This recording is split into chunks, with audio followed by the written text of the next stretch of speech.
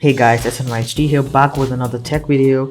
So in this video I'll show you how you can delete the Windows.Old file in a proper way. So Windows.Old file gets created when you update your Windows, and as you can see, we have in the C drive where the Windows is installed, we have this Windows.Old file.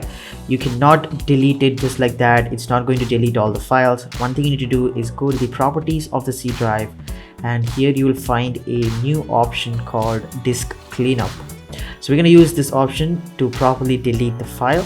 Now we want to click on clean up the system files, and it's going to take a while and it's going to load all these system files. You guys don't have to worry, this is not going to affect your system files nor your system, or it's not going to create any problems to your computer. So once you open this, now you want to scroll down and you will find the old Windows file, the old Windows installation files. As you can see in the video, you can go ahead and tick the others too that I'm ticking in the video. Those are all safe to delete, it won't be a problem.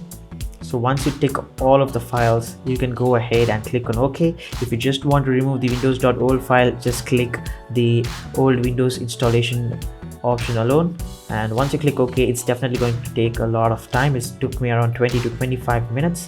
So once the whole process is done, so I just speeded up the process in the video. It definitely took me 20 to 30 minutes. So once it's done, you can just click on cancel. The disk cleanup would successfully be done.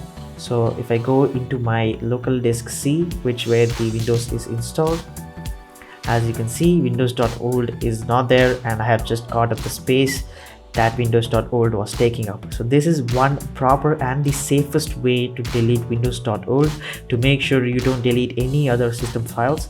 So thank you so much for watching. If this video helped, give it a thumbs up and also subscribe to the channel, and I'll see you in the next video.